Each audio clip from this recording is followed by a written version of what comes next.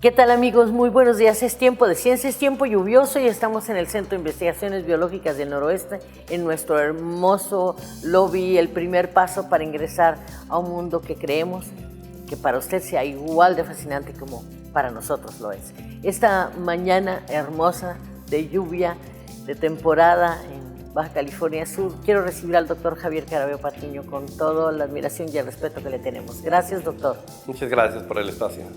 Y vamos a hablar de un ser absolutamente carismático en el reino animal. Y este ser es la ballena gris. Y las preguntas, que además agradezco su gentileza al haberlas planteado en voz alta, porque son el motivo de esta entrevista, ¿no? Es decir, me nutro de esta oportunidad que usted hace de cuestionarse para nosotros. Es la ballena gris y la pregunta sigue siendo: ¿los nacimientos de ballena gris dependen nada más del Ártico como tradicionalmente creemos, doctor? Sí, no, actualmente ahorita es lo sorprendente es que, no obstante que hace tiempo yo intuía que no era así, a través de bastantes años de investigación y esfuerzo, no nada más de personal, sino de estudiantes y otros investigadores que se unieron a la búsqueda de la respuesta de esa pregunta, nos dimos cuenta que no, que realmente la alimentación de la ballena gris es mucho más compleja que como habíamos pensado anteriormente. En este sentido, ¿por qué es tan importante estudiar la ballena gris? El nacimiento, dijéramos, el punto de partida pareciera ser nuevamente el nacimiento de la ballena gris. Sí, los científicos, cuando tratamos de entender a la naturaleza, utilizamos modelos. En aquel entonces los modelos ecológicos nos permiten generar una representación de la realidad. En mi tesis doctoral, para poder entender las lagunas costeras, yo debería de escoger algún elemento del ecosistema que me permitiera explicar cómo funciona. Entonces, el nacimiento de ballenas grises es algo importante, como cualquier cambio en las partes de cualquier sistema biológico, como una célula, un organismo o incluso un conjunto de ellos o un ecosistema. Bajo este escenario, yo consideraba el incremento de ballenas gris como algo relevante para poder medirlo e entenderlo desde esa perspectiva funcional. La ballena gris como tal ha sido poco estudiada, doctor, porque pareciera ser que está, dijéramos, incluso en términos del colectivo de la sociedad, manejada, ¿no? Digamos, la gente recurre a ella como un ejemplo, incluso ya como anécdota, ¿no? La pregunta es, ¿está suficientemente estudiada? Pues creíamos que estaba suficientemente estudiado por el número de observaciones o inquietudes que los diferentes tipos de científicos desde tiempo atrás hemos volteado a ver a esta especie para poder entender a la naturaleza. Pero bueno, la ballena gris es de las más estudiadas, efectivamente, porque es la ballena que normalmente se mueve en las zonas más costeras. Entonces es muy fácil para nosotros observarlo, para cualquier persona, observar cambio de este elemento del ecosistema. En México pues tenemos una laguna donde ocurren en ninguna otra parte del mundo el 70% de los nacimientos de cualquier de ballena de esta población. Son 2 nada más, pero la más importante ocurren los nacimientos aquí en México, en Ojo de Liebre. Entonces era un elemento importante a considerar para poder entender el ecosistema de Ojo de Liebre. Doctor, ayúdenme a comprender, dentro de estas anécdotas del colectivo que se van pasando, a lo mejor por alguna desinformación o por no haber comprendido bien, ¿se alimentan en México? ¿No se alimentan en México? Sí, efectivamente, planteando el escenario del incremento de ballenas grises, es decir, los nacimientos, ¿qué tantas crías nacen cada año? Porque es un evento que ocurre una vez al año, alrededor de 3 meses, y como repito, únicamente ocurre principalmente aquí en esta laguna Ojo de Liebre. Si nosotros vemos a este evento como algo ligado a los elementos que constituyen el ecosistema, debe de existir un flujo de nutrientes dentro de ese sistema y en particular como un suplemento hacia las crías, y estaría implicada obviamente la leche de las madres que están lactando a estas nuevas crías que ocurren cada año. Entonces, esa era la asunción, que ese pensamiento nos invitaba a buscar, a tener evidencia para poder sustentar que esta hipótesis era correcta. Es decir, descienden, paren y ahí tendrían que alimentarse. La pregunta sería para ustedes como científicos, ¿se alimenta de lo mismo? ¿Viene a parir aquí por el alimento? ¿Cuál es la pregunta? Sí, efectivamente.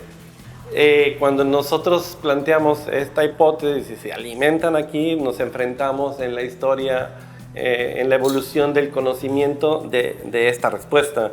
Y en la literatura lo que existía era que no, que obviamente como misticetos como tal, tienen una parte importante de su estructura, la capa de grasa, en donde cada año realizan migraciones a las zonas polares del Ártico, en donde estas partes de sus cuerpos de las hembras gestantes incrementan una cantidad sorprendente de lípidos y pensábamos que era suficiente como para poder migrar después de que se acababa la época de alimentación en otoño.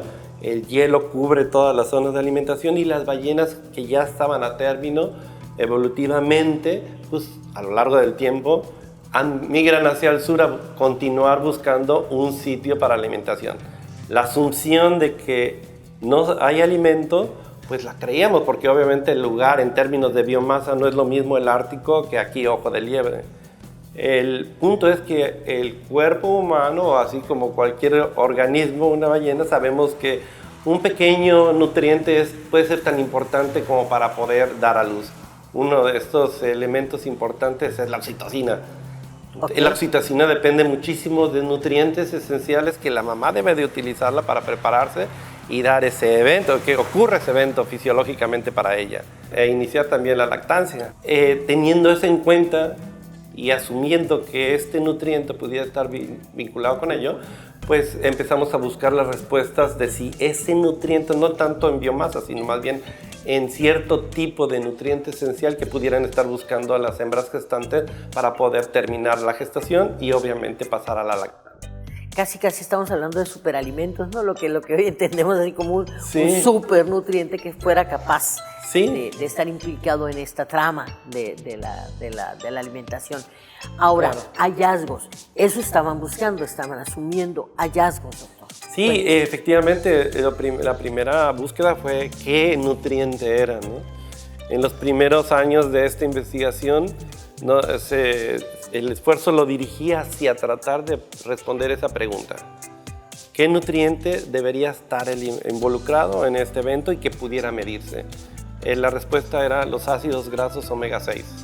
Es decir, los nutrientes, ácidos grasos, tanto omega 6 como omega 3, que ya hemos platicado anteriormente en varias charlas, eran, parece ser, los candidatos importantes para ser considerados como un elemento a observar y a medir en el ecosistema y obviamente en este fenómeno ecofisiológico que permitiría fluir dentro del alimento de la mamá cuando están aquí, transportarlo, mandarlo a leche y luego mandarlo a las crías para que pudiera desarrollarse toda esta transición de la mejor manera posible.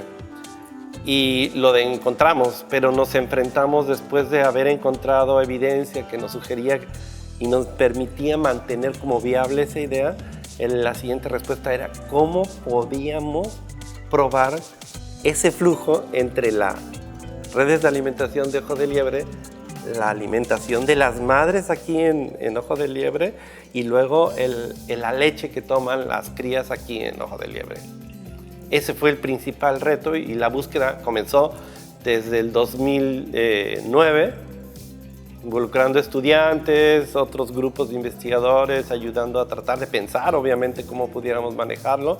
Sabíamos que era un suplemento, pero era importante tratar de elucidar con evidencia científica y medible y reproducible de esa medición, que cualquier persona en el mundo pudiera corroborar que efectivamente es así. Entonces, pues nosotros nos dimos a la tarea.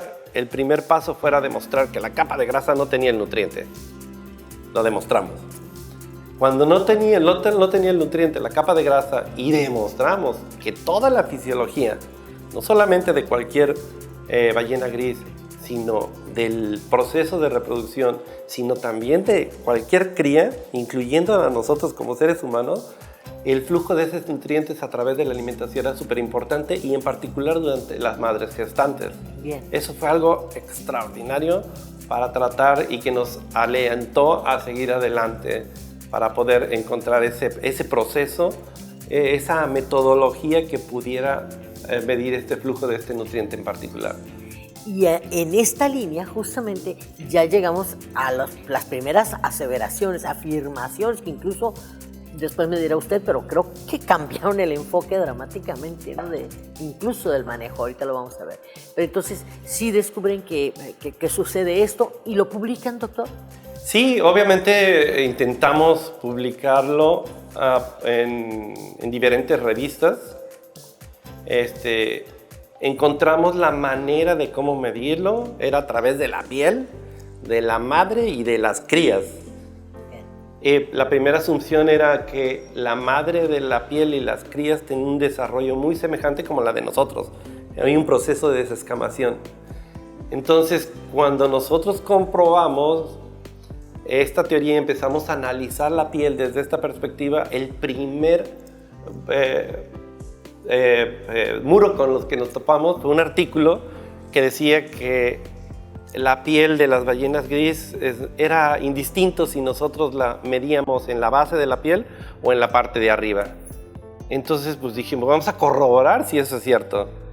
Entonces leímos el artículo, vimos su metodología, entendimos cómo fue el análisis de sus datos y dijimos, nosotros tenemos que hacer lo mismo, pero de manera bien concreta, diferenciando cada pareja, diferenciando el desarrollo de la descamación de la mamá y comprobarlo si ocurre en las crías también. Encontramos que era muy semejante.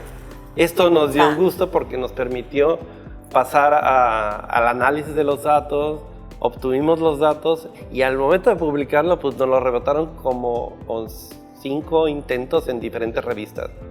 Wow. Hasta que logramos, dijimos pues tenemos que lograrlo porque es importante tratar de publicarlo lo más pronto posible.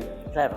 Y tuvimos que publicarlo en una revista que se llama PLOS ONE, en donde obviamente se tiene que dar una contribución y es más rápido y se le pone más atención, y se publicó en 3 meses.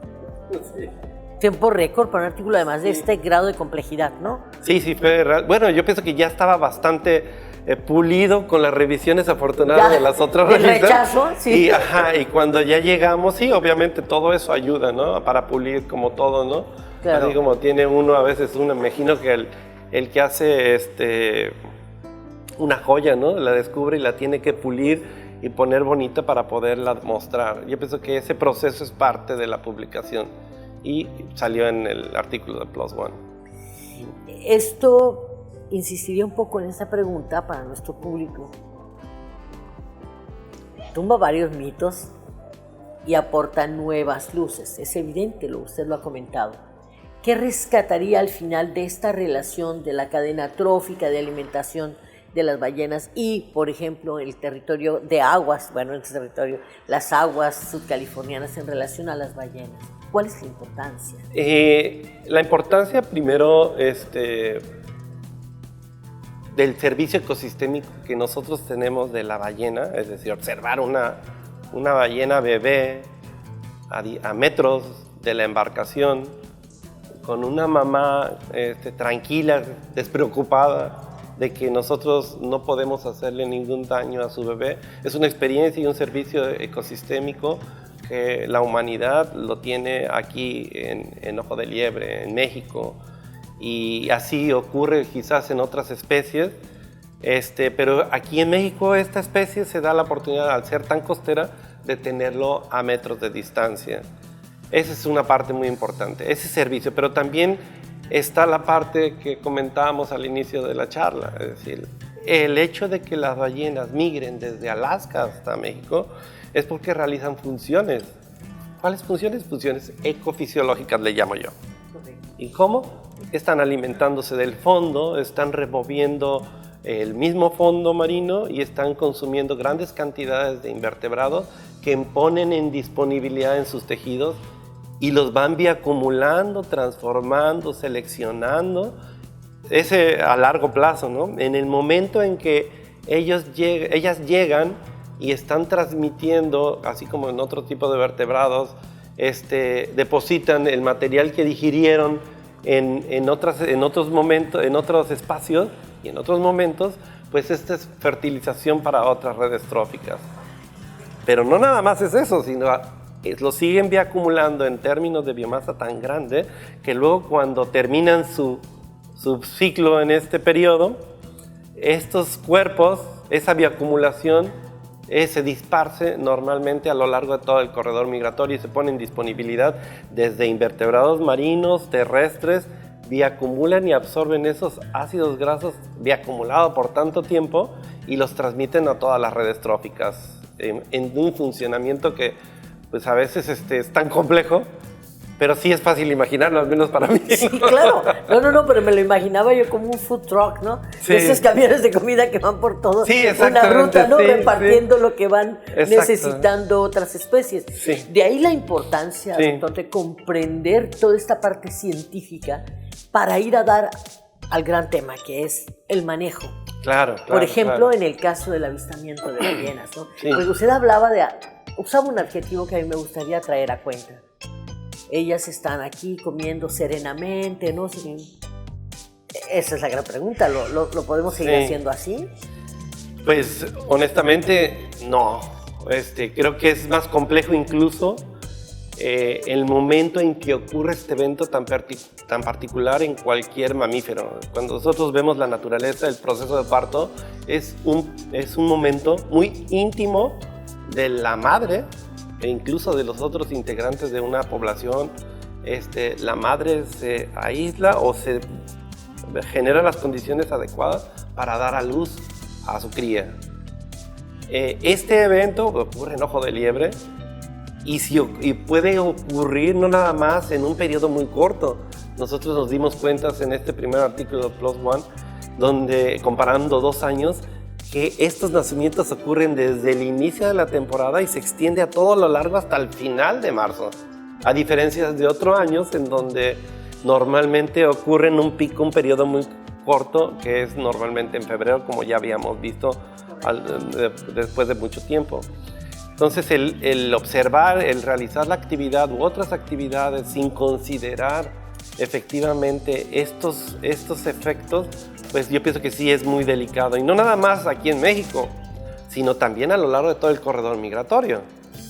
Porque obviamente vienen gestantes desde diferentes partes del corredor migratorio, no vienen desde Alaska, sino vienen desde diferentes partes de estos como Vancouver, California, en donde ellas todavía, al menos en estos años anómalos, que se extiende completamente todo a lo largo de la temporada en los nacimientos, asumimos y encontramos que empiezan a utilizar otras áreas de alimentación antes de migrar aquí a Ojo de Liebre. Entonces, se comprometen muchas actividades humanas, no nada más de México, sino a lo largo de todo el corredor migratorio, tanto de Estados Unidos como de Canadá, obviamente, ¿no?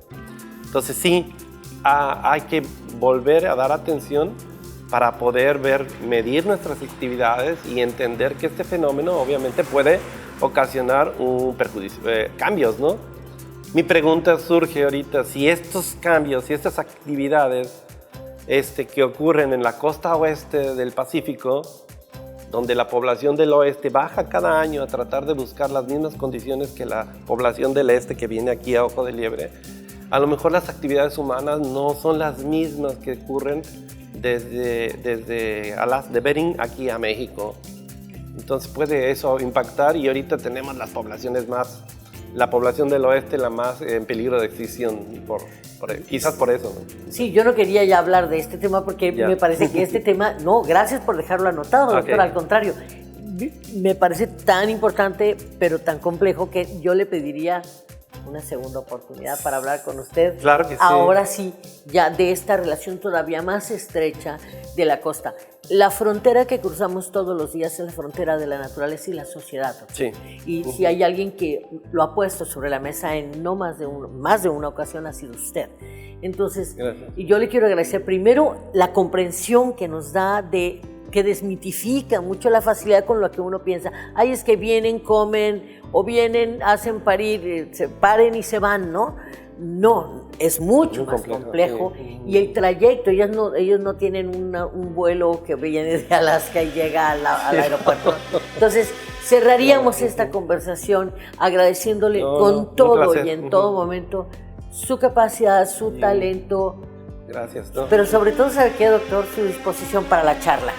Para la charla de una sociedad que cada día está más expectante de lo que ustedes hacen, ¿no? Y estoy verdaderamente agradecida por su tiempo en este bonito tiempo que es el tiempo de ciencia. Muchísimas gracias por el espacio, Cintia. Un placer siempre platicar contigo. Hermoso día, pues. A todos ustedes, quédese que en estos minutos que han estado viendo hay mucha ciencia, pero sobre todo hay mucha voluntad de nuestro centro y del Instituto Estatal de Radio y Televisión por hacer posible esto. Gracias. Gracias, Cintia. Muy amable.